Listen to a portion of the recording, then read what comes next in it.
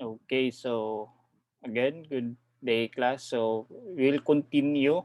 Let's provide a comprehensive illustration for the adjusting preparation of the adjusting entries before we proceed with the step 6, which is the preparation of the financial statements.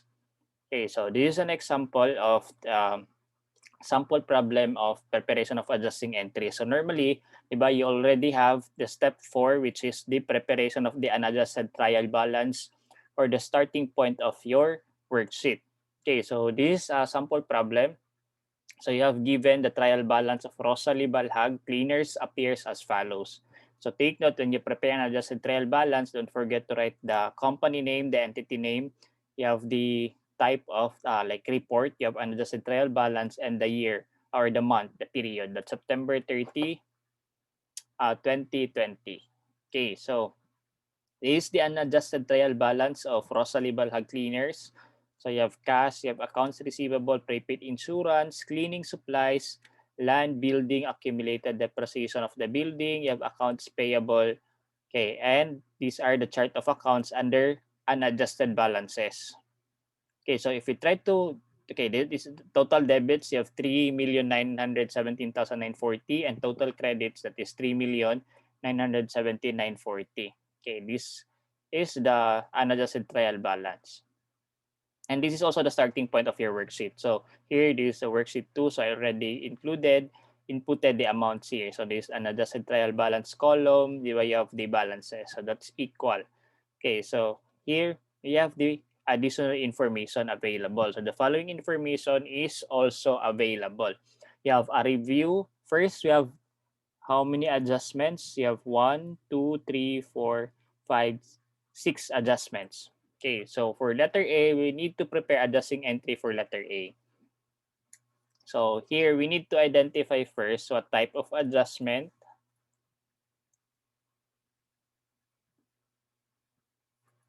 Ito na lang. So type of adjustment muna, letter A. So a review of insurance policies showed that 6,800 is unexpired at the end of the year, at year end. Therefore, you have insurance policy na yung unexpired portion of the insurance on September 30, 2020, September 30, 2020, 6,800 unexpired at the year end. So therefore, what type of adjustment is this? Diba? You have 6. You have accrued expenses, accrued income, you have prepaid expenses. It's either ano yung ginamit na method, that's asset or expense method. Then you have deferred income or unearned revenue depending on the method used. You have liability and income method, and you have depreciation, and you have the doubtful accounts. For letter A, what type of adjusting entry is this one? So a review of insurance policy showed that 6,800 is unexpired at the year end. Therefore, it's unexpired. What type of adjusting entry? That's prepaid expense. Question now, since it's a prepaid expense, what method? Asset ba or expense method? Okay, so here, 'di ba? So anong method yung ginamit ng entity?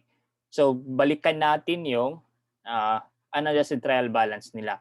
'Di ba? Under prepaid expense, you have asset method or expense method. When asset method is used, 'di ba, we record initially, therefore it's a deferral, meron tayong existing or meron tayong initial entry. Diba? So initial entry, we record what? Asset method. We record asset. Okay. And under using expense method, we record what at initial method, at initial entry, we record expense. So let's try to check on the unadjusted trial balance kung ano yung available regarding insurance. So ano yung initially recorded ng entity? Asset ba yung ginamit niya or expense ba yung ginamit niya? Okay, so this is how you identify what method is used. It's asset or expense method. So tingnan natin, 'di ba? Sa unadjusted, meron bang amount yung insurance expense natin dito? Meron bang insurance expense? Walang insurance expense, 'di ba? But meron bang prepaid insurance? Ayan, meron. Therefore, what method is used? Since you record initially, ano yung initially recorded account niya? 'Di ba? So the initial account recorded is prepaid insurance. Therefore, that's an asset. Why? Because 'di ba may balance ng prepaid insurance. Because if the entity record if the entity use the expense method, di ba, dapat mayroon tayong initial balance dito sa expense account natin, insurance expense. But based on the unadjusted trial balance, walang insurance expense. Ano yung available account? You have prepaid insurance. Therefore, the method used is what? Asset method. Okay, so asset method.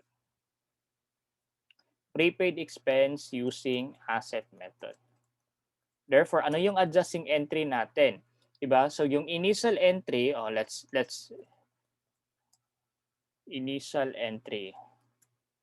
Okay, di ba? Yung initial entry, magkano yung balance? That is 34,000. Therefore, we paid for 34,000, di ba? At initial entry. So yung entry natin initially, but it was already posted, di ba? Because may balances na. Ito yung initial entry, debit, prepaid insurance, credit, cash. Because this is advance, prepaid. This is, magkano yun? 34,000. That's 34,000. This letter A. That's prepaid expense type of adjustment using asset method. Ano yung adjusting entry natin? Tingnan natin, di ba? A review of insurance policy showed that 6,800 is unexpired. Supposedly, dapat yung unexpired, that is your prepaid insurance balance at the end of the year. Magkano yung balance? 6,800. Magkano yung first amount mo dito? 34,000. If you try to prepare the T account, diba? So this is prepaid insurance.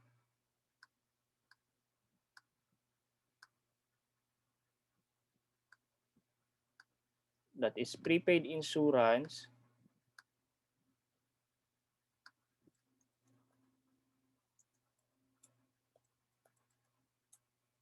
Insurance. Okay, this is the T account. Diba, meron kang at initial entry, you have 34,000 debit.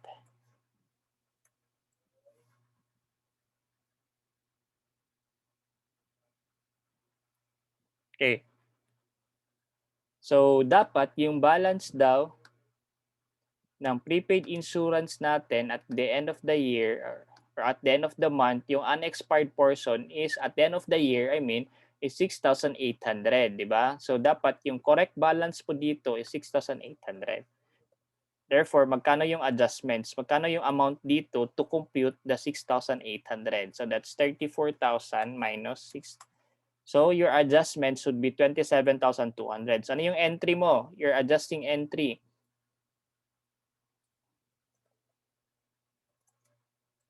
Adjusting entry, di ba? Since asset method, we record an asset, we adjust what? We adjust asset, we establish what? We establish expense. So, we establish the insurance expense. And then, we adjust the prepaid insurance. Okay, magkano yung amount dapat? It should be 27,200. This is the adjustments. That is 27,200. No, 27,000. 27,200.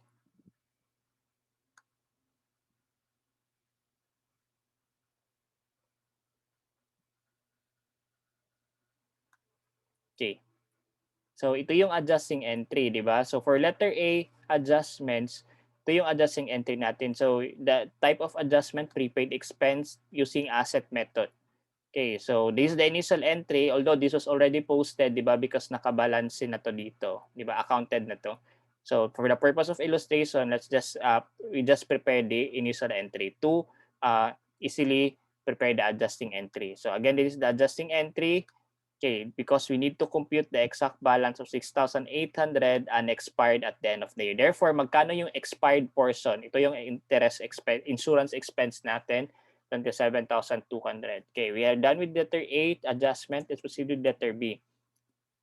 An inventory of cleaning supplies showed 12,440 on hand. So at the end of the year, magkano yung nabilang na cleaning supplies natin? That's 12,440.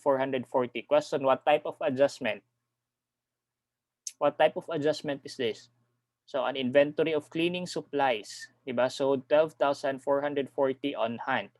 So, this type of adjustment is same, prepaid expense Question now, what method? Asset method or expense method? Okay, so di ba trace back natin doon sa unadjusted trial balance. So ano yung na-record initially, asset ba or expense ba? So therefore, it's either you have cleaning supplies as an asset or unused cleaning supplies as an asset or cleaning supplies expense if expense. So tingnan natin yung unadjusted trial balance if meron bang cleaning supplies expense or cleaning supplies. Diba? So meron bang cleaning supplies expense? I guess wala, 'di ba? Walang cleaning supplies expense account. But tingnan natin, meron bang cleaning supplies? Ayan, meron, 'di ba? Unused cleaning supplies or cleaning supplies, 'di ba? So, 'di ba ano 'to? It's an asset account, 'di ba? Because naka-debit. So meron ka pang cleaning supplies. So the initial entry, 'di ba? Ano yung account na anong method yung ginamit? 'Di ba? It's asset method. Why? Because the initial entry nag-record sila ng asset. Nag-record ng asset. Paano mo nalaman sir nag-record ng asset? Because 'di ba on the unadjusted trial balance, meron tayong balance sa cleaning supplies as an asset 73,740. 'Di ba? Kung i-trace natin dito sa expenses, walang expense. Therefore, the entity recorded initially the transaction by debiting an asset account, which is the cleaning supply. So therefore, same with the adjustment 1, adjustment A, that's prepaid expense using asset method.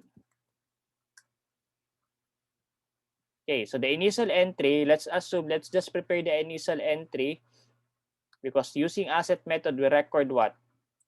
We record asset. So that's cleaning supplies. Debit cleaning supplies, that's prepaid. We paid in advance. Di ba binili natin in advance to?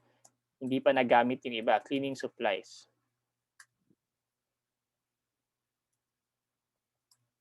Okay, cash. Kano yung amount? That is 73,740. Okay, this is the initial entry. So if we try to prepare the T account of the cleaning supplies account, ang sabi dito sa problem, an inventory of cleaning supplies showed 12,440 on hand. So ito yung natirang balance ng cleaning supplies at the end of the year. So this is now the correct balance of cleaning supplies at the end of the year. That's 12,440. Therefore, if this is the T account of cleaning supplies, dapat may debit balance siya, correct debit balance of 12,000, kano yun? 440. Okay, 12,440. Based on your initial entry, magkano yung dinebit mo? You debited 73,740. Okay, the question now is, magkano yung na-expense? This is the unexpired portion, di ba? Hindi pa nagamit, di ba? Still, hindi pa nagamit na supplies. Question now, magkano yung nagamit na supplies, di ba? Because the balance of the cleaning supplies as at the end of the year is 12,440. So magkano yung nabawas? Magkano yung nagamit, expired portion of the cleaning supplies? So the adjusting entry, okay, so magkano? So that is 73,740 minus 12,440, that is 61,300.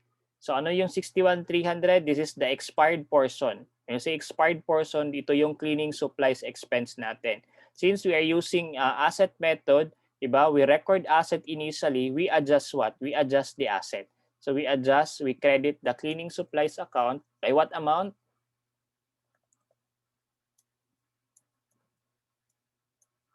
Cleaning supplies, that is 61,300. And then we establish what? We establish the expense account, which is cleaning supplies expense.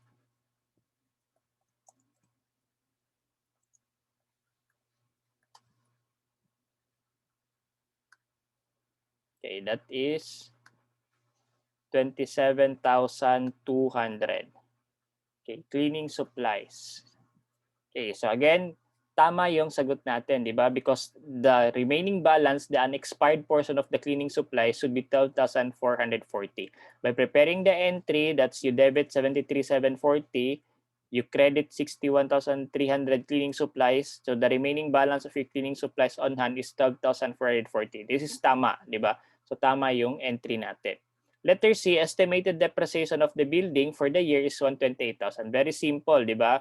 So this is the estimated depreciation for the year. Take note, this is annual depreciation. So type of adjustment, depreciation.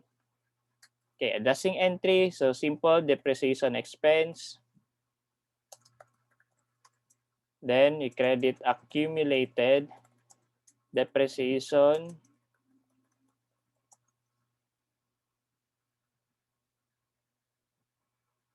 Okay, accumulated depreciation is related to your what? This is related to your building.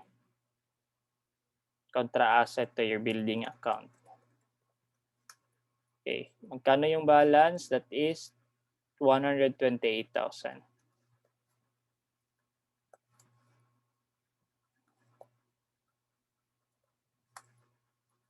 Okay, 128,000. So that's letter C. Actually, you need also to write the explanation na to record the depreciation of the building. So for illustration purposes, hindi ko na lang nilagyan.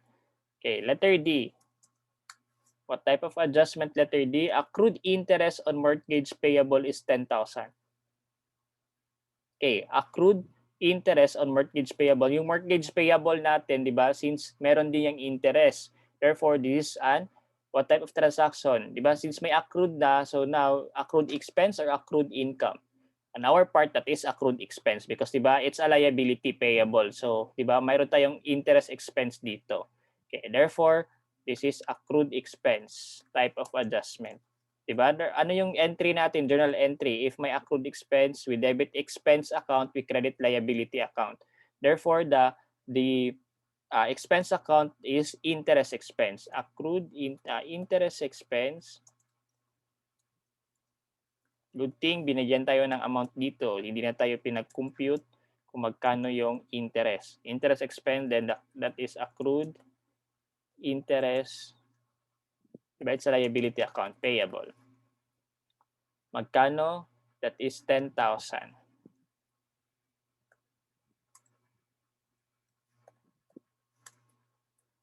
Okay, letter E. Anong type of adjustment? That's on September 1, the entity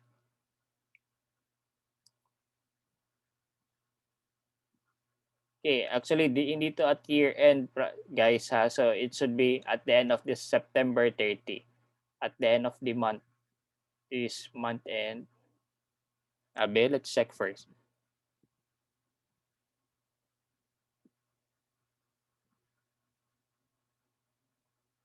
Okay, this should be month. At the end of the month. September. Also the estimated depreciation. This should not be year. Okay, pwede to year. Ito yung mali natin dito. Estimated depreciation on the building for the year is 128,000 but we are only computing 1 month. Diba? 1 month lang yung computation natin because September 30, 2020 lang. So this is for the month of September 30, 2020. Okay, but the depreciation is for the year. So therefore, this is 12 months. We only need the depreciation for 1 month. Okay, so we only need depreciation for 1 month. So anong gagawin natin dito? Okay, so dapat yung depreciation natin na 128,000, this should be divided by 12 months because 1 month lang yung kailangan natin. So 128,000 divided 12 months,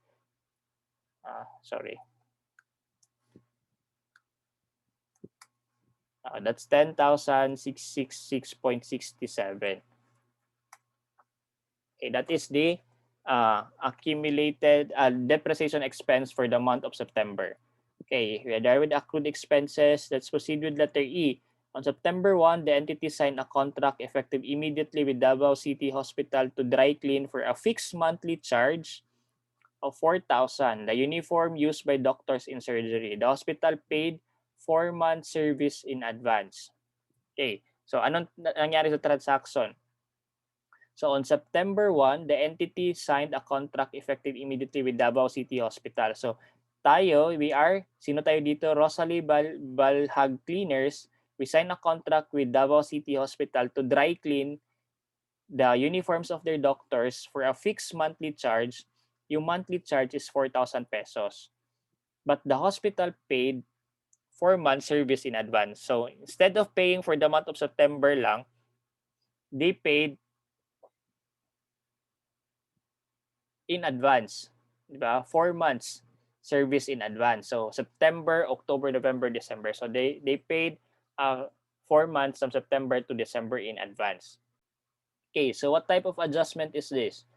Di ba? So ito, we received the payment from the Davao City Hospital in advance but we haven't rendered the services yet. Di ba? Hindi pa tayo nakapag dry clean ng doctor surgery. Di ba? Uniforms ng mga doctors in surgery. Okay, so this type of adjustment, anong type of adjustment to? This is called as unearned income. Why unearned income? Again, di ba, unearned income, di ba? So, yung services not yet rendered but we receive in advance the payment. So, here in this case, on September 1, naka-receive tayo ng 4,000 times 4 months in advance, di ba, na payment for the dry clean, di ba? So, although we haven't rendered the services yet, but we receive the payment na. So, therefore, di ba? So, this type of adjustment is unearned income. Now, under unearned income, we have two methods. You have liability method and income method. So, ano yung method na ginamit? So, again, we need to go back to the unadjusted trial balance. Let's see kung ano yung na-account na initially recorded. Meron bang liability? Meron bang income? So, when you say liability, that refers to unearned, cleaning revenues, or depending on ano yung ginamit ng entity, or meron tayong income na cleaning revenues now. So, ilang worth yan lahat? That's 4,000 times 4, di ba? Because per month, fixed per month is 4,000. That's 4 months to December, that's 16,000 lahat yung na-receive natin. So, tingnan natin, di ba? So, meron tayong cleaning revenues dito, 1576040. Let's see, ayan.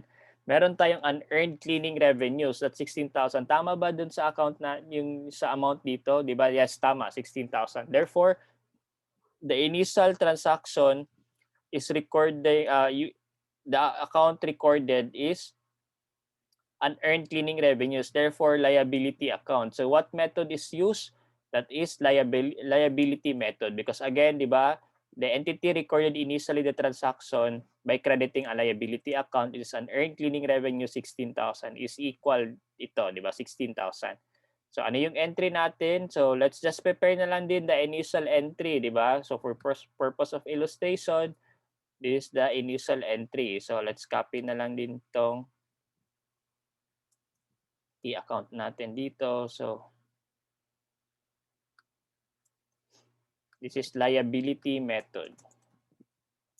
So again, bakit liability method? Because on the unadjusted trial balance, di ba, nakita natin merong balance yung unearned, anong tawag doon?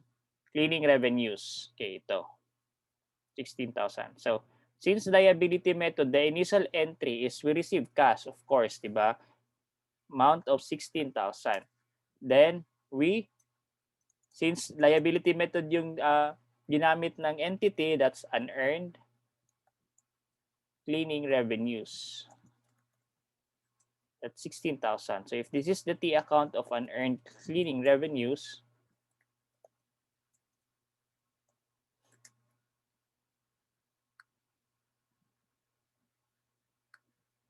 okay, unearned cleaning revenues, you have upon initial entry, okay, upon initial entry, you have credit 16,000. Okay, ano yung adjusting entry natin? Diba? So since we are using liability method, we adjust the liability, we establish the income. So we adjust the unearned cleaning revenues, liability, we establish the cleaning revenues, income. Yeah. At the end of the September 30, 2020, we need to identify magkano yung correct balance of unearned cleaning revenues and the correct balance of the cleaning revenues. Okay, so ito, di ba? So for September 1, di ba, 4 months, that's 16,000. So every month, 4,000 yung fixed monthly charge natin. So ilang months lumipas from September 1 to September 30, that's 1 month. Therefore, at the end of September 30, meron na tayong 1 month earned. Diba? Naka-render na tayo ng service for that September month. So therefore, may 1 month earned na tayo. Magkano yung 1 month earned natin? 4,000 pesos. That's 1 month September. Magkano yung unearned natin at the end of September 30, 2020? That's the 3 months, di ba? So that's October, November, December, the advance payment. How much is that? That is 12,000. Therefore, based on these adjustments, the earned portion is only, di ba? Earned portion is 4,000. Di ba? So from 16,000, magkano yung earned? So yung earned dito is 4,000. Magkano yung unearned at the end of September 30? So the balance, that is 12,000. Okay, therefore, dapat the correct balance of cleaning revenues for this transaction is dapat equal to 4,000 and the correct balance of unearned cleaning revenue is 12,000. Okay, so we have here unearned cleaning revenues. Magkano yung balance dapat? That is 3 months. That is 12,000. Therefore, magkano yung adjustments? So that is 4,000. So we need to debit the unearned cleaning revenues by 4,000. So ito yung entries natin. We know what to debit, what to credit. So but as to the amount, how much is the amount? So that is 4,000. Okay, that is 4,000. Okay, that is for entry adjustment letter E. Let's proceed with adjustment letter F. So what type of transaction? Salaries are paid on Saturdays. The weekly payroll is 25,000. Assume that September 30 falls on a Thursday and the entity has a 6-day pay week. Okay, so ito nangyari. Salaries daw are payable every Saturday. So weekly yung payment natin, weekly yung payroll natin. So for this week payroll, the total amount is 25,200.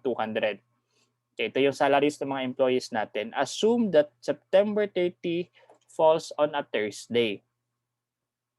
And then the entity has a 6-day pay week. Okay, so diba September 30, that's Thursday. But for this week, you have payroll of 35,200 last week of September, but the payment is on Saturday pa. So that's probably October 1 to October 3. Okay, October 3 pa yung payment ng salaries natin. But again, for that week, we have already incurred the expenses, di ba? Nakapag-render na ng services yung employees natin. And we have already incurred the expenses, but hindi pa tayo nakabayad. So anong type of adjustment to? This is accrued expenses. Okay, di ba? Accrued expenses, di ba? Expenses already incurred but not yet paid. Accrued expenses, di ba? Nakapag-render na ng services yung employees natin, so we need to recognize expense already because they have already rendered the services but wala pa tayong payment. Okay, so that's entry, adjusting entry, that's accrued salaries expense. Yung credit natin, this the adjusting entry.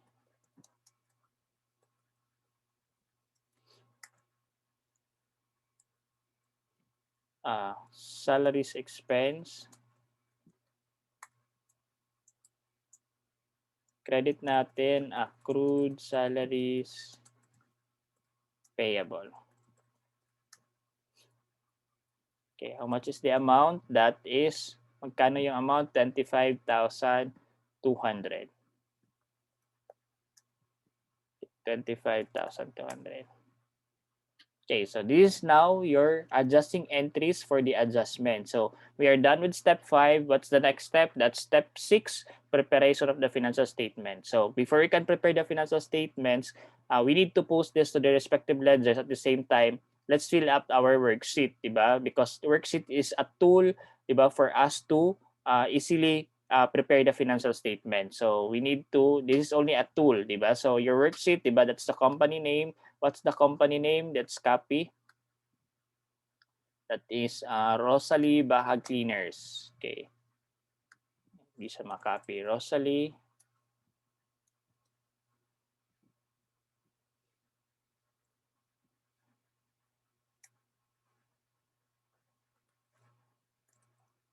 Rosalie Bahag Cleaners. Okay, this is the worksheet and the period is September 30, 2020. Okay, so this is now the unadjusted trial balance kanina. Okay, let's just move the balances na lang muna. So because we need to insert other account.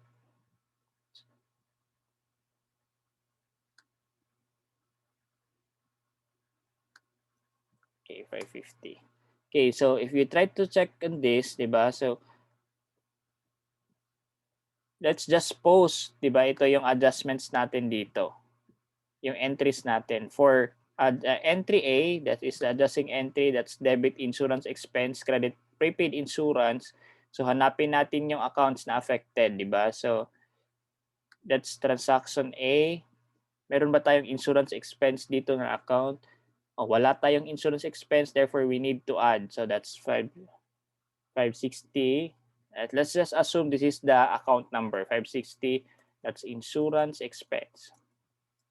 Ito yung ginagawa natin sa worksheet, di ba? If hindi, walang balance yung account on the unadjusted trial balance, then we can create, di ba? So, because in this problem, given na yung unadjusted trial balance, insurance expense. Okay, so for letter A, that's letter A adjustment. This is the purpose of this column. This is the letter of the adjustment. This is letter A. Magkano yung adjustment natin? Debit ba yon? Naka-debit ba yung insurance expense? Yes, debit, 27,200. Then yung partner niya is prepaid insurance. So yung prepaid insurance, letter A. Magkano? It's just like we're posting it to this ledger, but sa worksheet natin pinopost.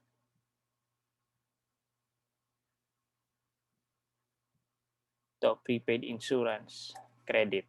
So naka-credit, diba? Credit column. Okay, so letter B, ano yung letter B entry natin? So ito yung adjusting entry, accounts affected, you have cleaning supplies expense, cleaning supplies.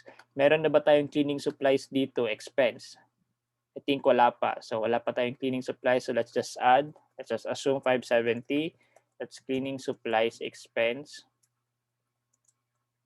That's adjustment letter B. Diba? So naka-debit ba yun? Credit. So that's debit 27,200. So dito natin ilagay yung letter B, adjusting entry, that's equal to 27,200. I guess mali yan.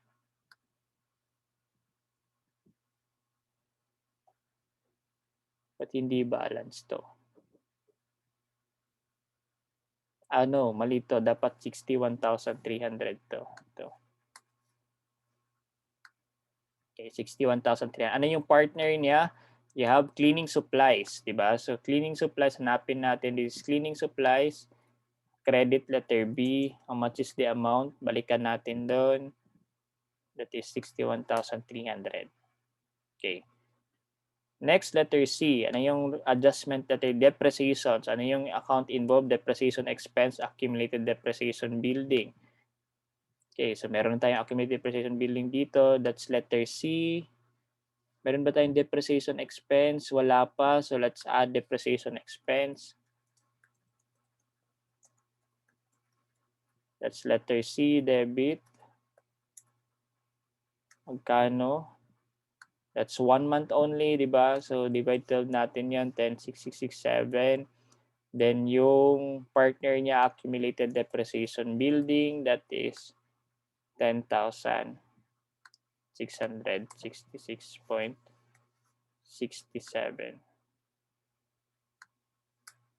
Okay, letter D. That's accrued expense. So anong account involved? Interest expense and accrued interest payable. Do we have interest expense? Yes, meron tayong interest expense. Do we have accrued interest payable? I guess wala tayong accrued interest payable. So we need to add because it's a liability account. So let's say that's 240.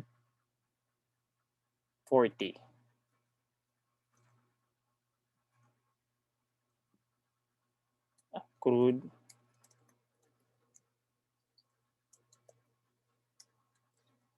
interest payable. That's letter E.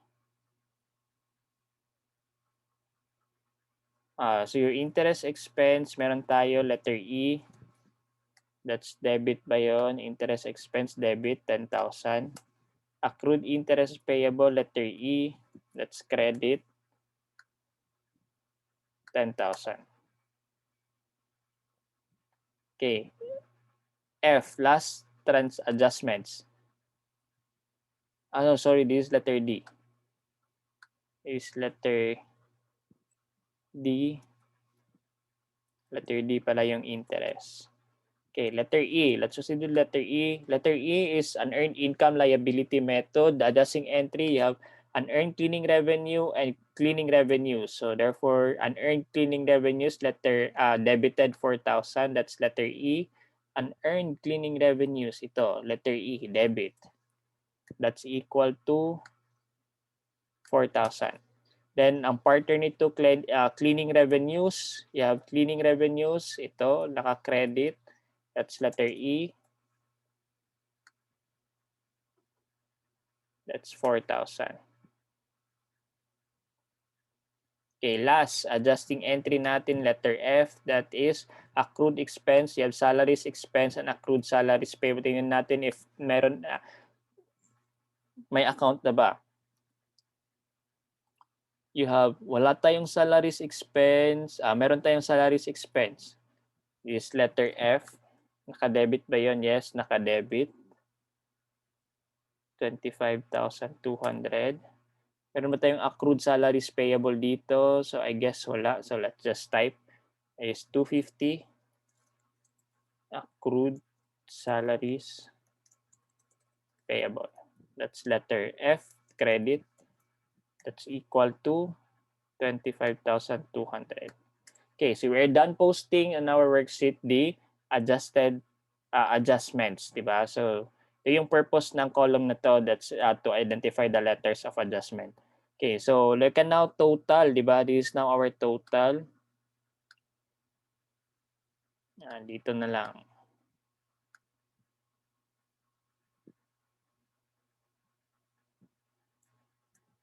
So just total this one. Total debits natin under unadjusted trial balance. Okay. Let's just expand. Okay, so ito yung balance natin, unadjusted trial balance. That is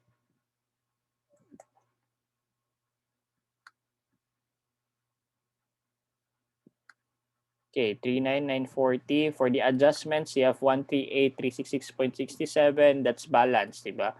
Right now, because we have the unadjusted, you have the adjustments, we can now compute the adjusted trial balance. So basically, we just need to copy. Diba? Copy lang yung balance natin. So here sa cash natin, adjusted, wala tayong adjustment. So just copy naka-debit.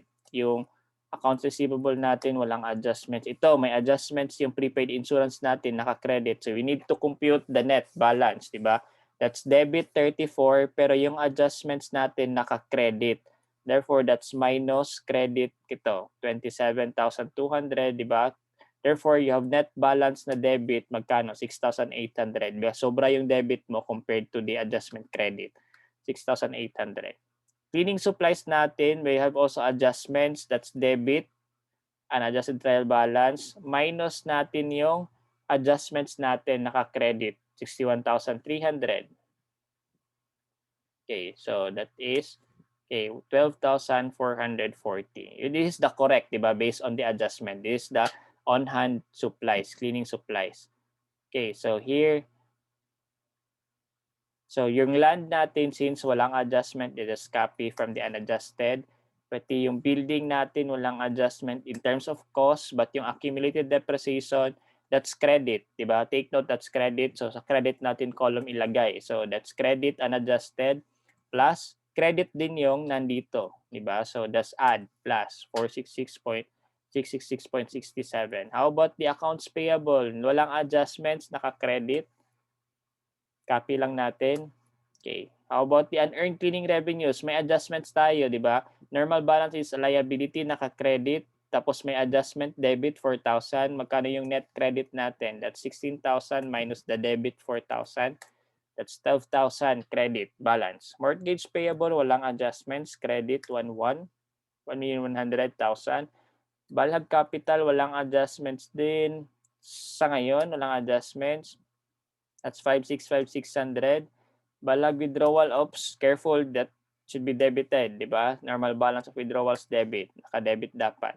Yung cleaning revenues, normal balance revenue credit, so credit tayo, but we have adjustments, di ba? So we have plus, naka-credit din yung 4,000. Okay. Then you have salaries expense. You have also adjustments, debit, it's an expense account, plus the adjustment from letter F transaction, that's 1,038,500. Then cleaning supplies, equipment, rental expense, so that's debit 60,000. Delivery truck expense, debit 43,740. Interest expense, di ba? So you have debit plus debit sa adjustments. You have total of 120,000 interest expense. Other expense, copy paste lang. You have insurance expense, di ba? So since wala tayo sa dati unadjusted, we have adjustments. So adjustments lang yun nandito. Same with the cleaning supplies expense, same with depreciation expense. And accrued interest payable, it's a liability account, naka-credit. So credit. This time, let's compute the balance. So ito na yung adjusted trial balance natin. So 3963806.67. So it's balanced, di ba? So if hindi to nag-balance, di ba, may something, may mali kang ginawa, di ba, dito. Maybe probably na hindi mo na add, hindi mo na minus, or maling column yung nalagyan mo instead of debit na credit mo. Okay. So next is the ito na yung last adjusted trial balance. Once we have prepared the adjusted trial balance, we can now prepare the financial statements. Okay. So actually, I think pwede nating insert dito yung statement of changes in owner's equity. But sige, let's just follow this one. So sa statement of financial performance, di ba? Ano yung mga accounts under statement of financial performance? Di ba? Yung mga nominal accounts, you have the income and expenses account. So under statement of financial performance. Therefore, we just need to forward the balances of the income and expenses account. So kita natin, hide ko na lang to muna, guys, para maklear, para makita natin. So again, under statement of financial performance, you only need to forward the balances, adjusted balances of the income and expenses account. Okay, so let's just find the income and expenses account. Ito, cleaning revenues, di ba? Ito yung first income account natin, naka-credit. So copy natin sa credit yung balance. This is the adjusted balance. Salaries expense, naka-debit. Copy natin, cleaning, debit. Debit lahat ng expenses. Okay. Ito yung insurance expense. You have cleaning supplies. You have depreciation expense. Dito lang tayo depreciation expense because these are liability accounts na si accrued interest payable and accrued salaries payable. So if we try to total this one, magkano yung total? Kumbaga yung income natin minus the total expenses, di ba? So is income. So auto sum natin.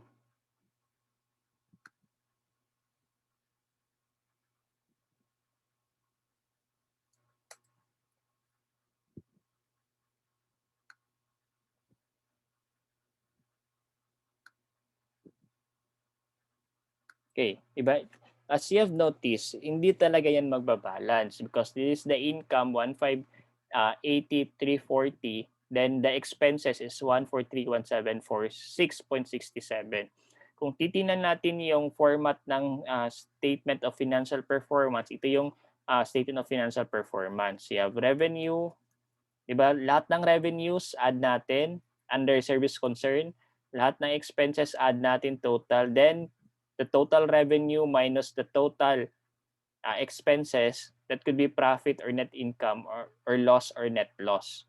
Okay, so here, if try to go back to the worksheet, so you have total revenue of 1,583.40 minus the total expenses of 1,431. Question, meron ka bang profit or loss?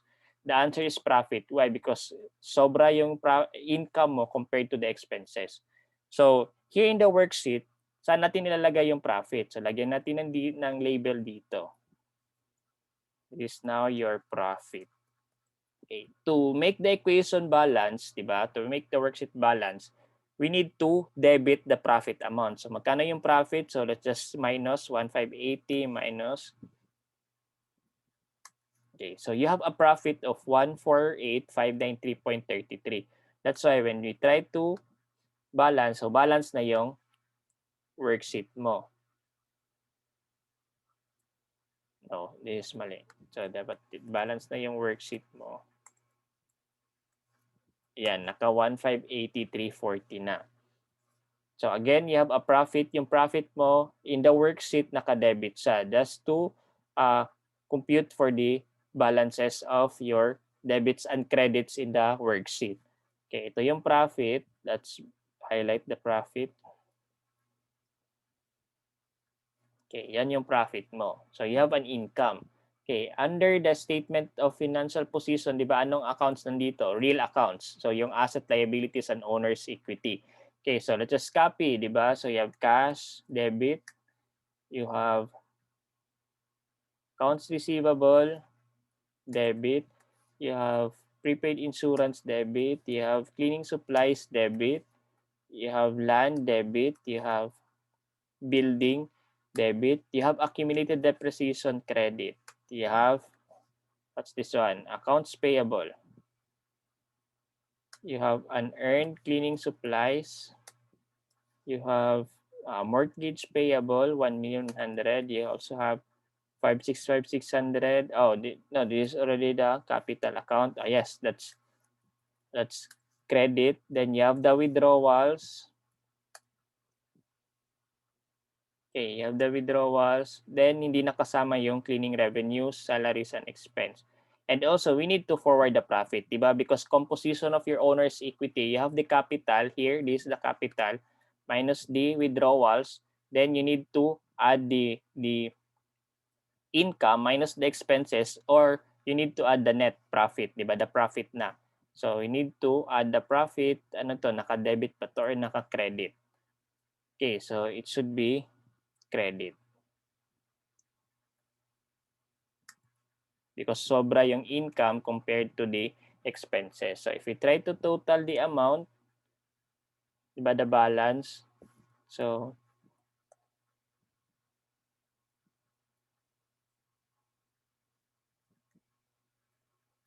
sum natin.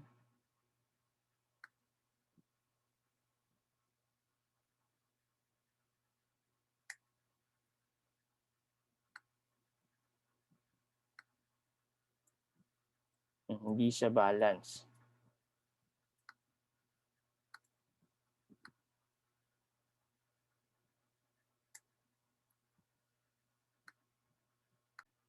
Okay, I think we forgot the two liabilities accounts here, diba? We still have liability accounts here. So that is accrued salaries, interest pa to, or accrued interest payable, credit, liability, credit, accrued salaries payable. Okay, so 'di ba ito balance na yung accounts mo dito. So dapat in the worksheet everything should be balanced. Lahat ng debits and credits mo for every column should be balanced. Okay, so balance na natin 'to. Then 'di ba that's why worksheet is just a tool, 'di ba? So that you can immediately prepare your financial statements. Okay, so we have now our statement of financial performance. We have a profit of 148,593.33. Then under our statement of financial position, you have a balance of total of 2,532,060, 2,532,060. So if we try to make the proper formatting, so ito yung financial statements natin. So we are now on this step 6. Diba? That is the complete set of the general purpose financial statement. So you have statement of financial position, you have statement of financial performance or income statement, statement of comprehensive income, statement of changes in equity, statement of cash flows, notes or the notes to financial statement. So this is the complete set of general purpose financial statements. For this class, for this basic accounting class, we only focus on the 3 financial statements. So you have statement of financial position or the balance sheet, which is the real account or permanent accounts can be found. Statement of financial performance or income statement, which is the nominal and temporary accounts, and statement of changes in equity. Statement of changes in equity, basically, those are the components of the owner's equity account. Diba? You have the capital beginning, you have the additional investment, you have the withdrawals, you have the profit or loss. Okay, so that's the net between the income and the expenses account. Statement of comprehensive income, this will be discussed on higher accounting, but what's the difference between statement of financial performance and statement of comprehensive income? Statement of comprehensive income, yung statement of financial performance is just a component of statement of comprehensive income. So ito yon. You have the statement of, lagyan natin income statement or the statement of financial performance plus the other comprehensive income, lagyan natin OCI, then that is your total comprehensive income. Okay, that is your total comprehensive income. So add natin yung dalawa. So therefore, in short, yung comprehensive income natin, di ba, is total of your income statement, which is this one, plus the OCI. OCI will be discussed in your higher accounting. So that is the comprehensive income. That's a difference, diba? So your statement of financial performance is just a component of statement of comprehensive income. Okay, so if we only focus on the 3 financial statements, statement of cash flows, this is basically the receipts and disbursements of cash receipts and cash disbursement. This will be discussed also in higher accounting. The notes of financial statement, this is the supporting, diba? Supporting explanation of the balances of the accounts presented in these financial statements. So this is now the statement of financial performance. You have the entity name. Anong pangalan no? Rosa Label Hog Cleaners.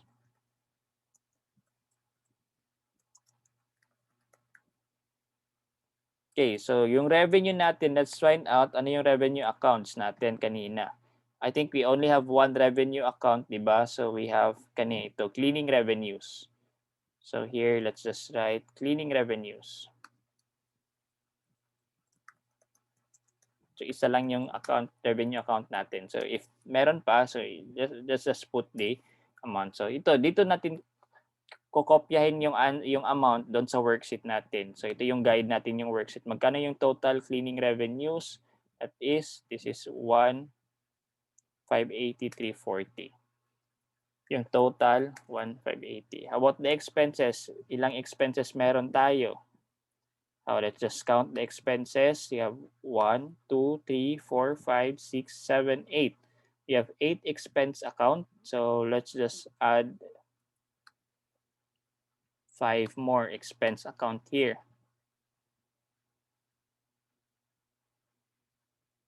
Dito na lang natin lagay.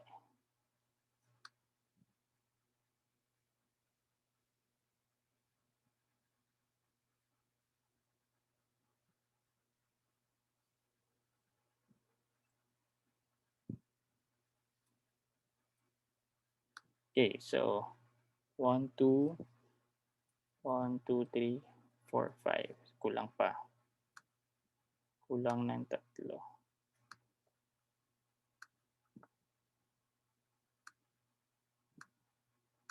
Okay, so let's just copy all the expense account starting from salaries expense down to depreciation expense.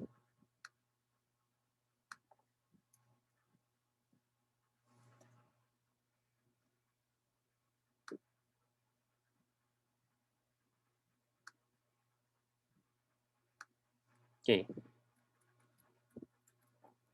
Yung amount, the salaries expense, saan yung salaries expense? Ito, 1,038,500. Yung delivery truck expense at 60,000. You have 43,740. That's 120,000. That's 70,340. That's 70,000. 27,200. cleaning supply 61, then the depreciation expense is 10,667. Okay, so the total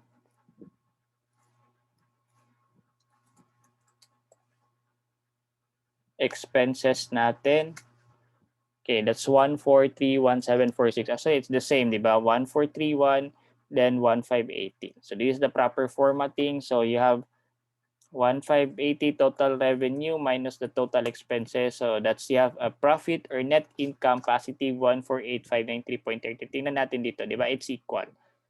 Di ba? So actually, the worksheet, nakikita na dito lahat. So here, this is the proper formatting na lang. Okay, so this is our statement of financial performance. This is how you do the statement of financial performance. Next, you have the statement of changes in owner's equity. So owner's equity beginning balance, basically the capital. This refers to the capital. Magkano yung balance ng capital account mo? Is Balhag Capital. Okay, kano yung balance natin? So actually, di ba ito yung sa statement of financial position mo? That's 5,600. Do we have additional investment? Walang additional investment. Do we have profit? Yes, meron. Di ba? Ito, 148,593. So, 148,593. Then, do we have withdrawals? Yes, meron tayong withdrawals. Di ba? Based on our worksheet, we have withdrawals of ito, 100,000. Di ba? Ito, 100,000. Therefore, magkano yung ending balance natin ng owner's equity natin? That's equal to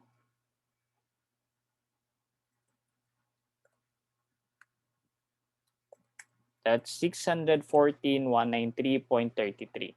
So let's just copy the name. This is Balhag Cleaners. Okay, that is our statement of changes on owner's equity. Basically, the changes on equity, di ba, the component. You have the beginning, you have the additional investment, you have the withdrawals, you have the profit, plus the profit or if there is loss. Then you have the statement of financial position. Again, your asset, liabilities, and owner's equity. Let's just copy the company name. Okay, so again, take note of the proper heading formatting. So you should be, every report should have a proper heading. Okay, so here, so cash, we have a debit balance of cash. So let's just copy there. So this is cash. Do you have accounts receivable? Yes, you have accounts receivable. This is the balance of accounts receivable. You have prepaid expenses. Do you have prepaid expenses? Yes. You have prepaid insurance. Prepaid insurance. Let's just rename this one. This should be prepaid insurance. Diba, that's current asset. That's current asset. So, diba, your financial position, your asset is classified under current and non-current. And these are short-term assets, diba, which is part of your normal operating cycle. So, this is current. So, we need to insert another one.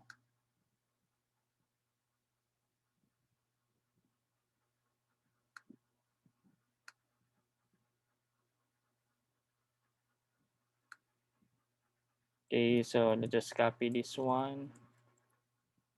6,800. Then this one is cleaning supplies.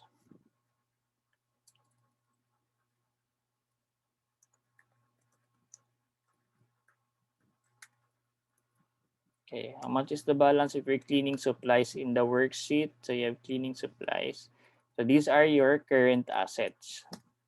Therefore, your total current asset is 407,700. Okay, let's just delete the space.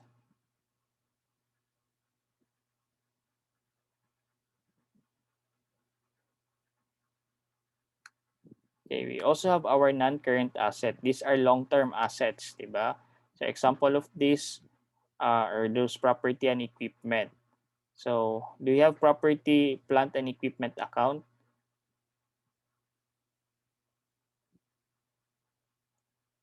So let's just check. I think we have building. But we have building, we have land. So yung land, di ba, land is the only asset na hindi magde-depreciate. It's not depreciable. So yung land, yun natin dito, insert natin.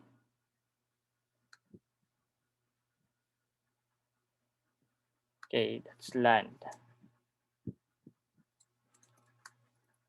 Kano yung value ng land? So you have 180,000. Yung property, plant, and equipment natin, let's change this one to building because di ba building yung meron tayo. So that's building. Then this accumulated depreciation is related to your contra asset to your building account. So you have, how much is the cost of the building? Building, okay. This is 108,850. How about the accumulated depreciation? So the accumulated depreciation, you have a credit balance of total adjustment by 466. Therefore, how much is the carrying amount of your building? The carrying amount is 133. Let's forward here. So the total balance of your non-current asset is 1,563,333.33. How much is the total asset? That's current asset plus your total non-current asset. That is 1,971,033.33. Let's proceed with the liabilities and owner's equity. So here, under liabilities, di ba, we have current and non-current. So we have current liability, you have accounts payable. Do you have accounts payable? Yes, meron tayong accounts payable. Ito. Okay, accounts payable. That's 204,000. Diba? We also have the next liability account is here, unearned cleaning supplies. Unearned cleaning revenues, I mean. That's unearned.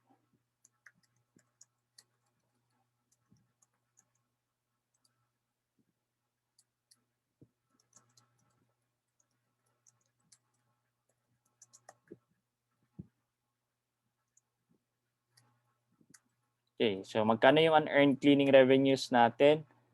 Diba, we have unearned cleaning revenues. Ito, magkano yung balance? That's 12,000. So another liability account, do we still have current liability account?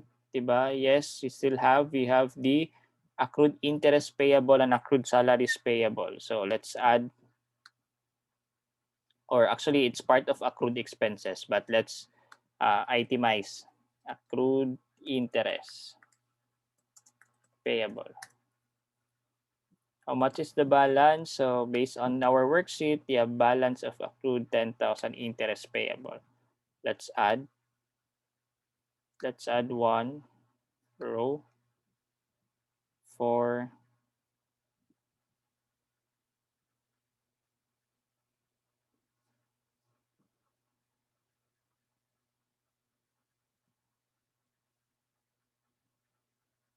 okay, this is accrued interest.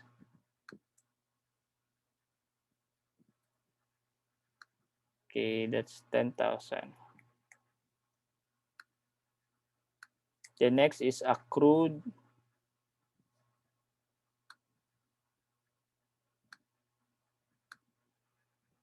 salaries, diba? You have accrued salaries payable.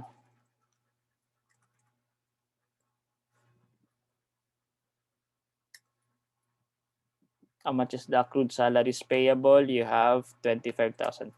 So this is your total current liability. So you have total current liability of 251,200. So how about the long-term liabilities? You have mortgage, diba? The mortgage is a long-term liability. So this is mortgage payable.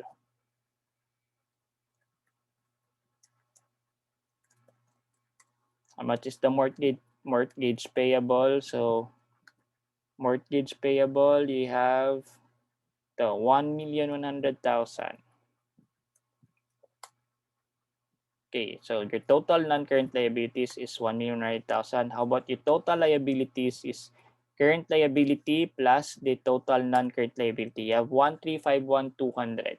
Then the owner's equity ending balance, you can find this on the statement of changes in owner's equity. So ito, diba ito yung ending balance natin, 614,193. Therefore, let's total liabilities.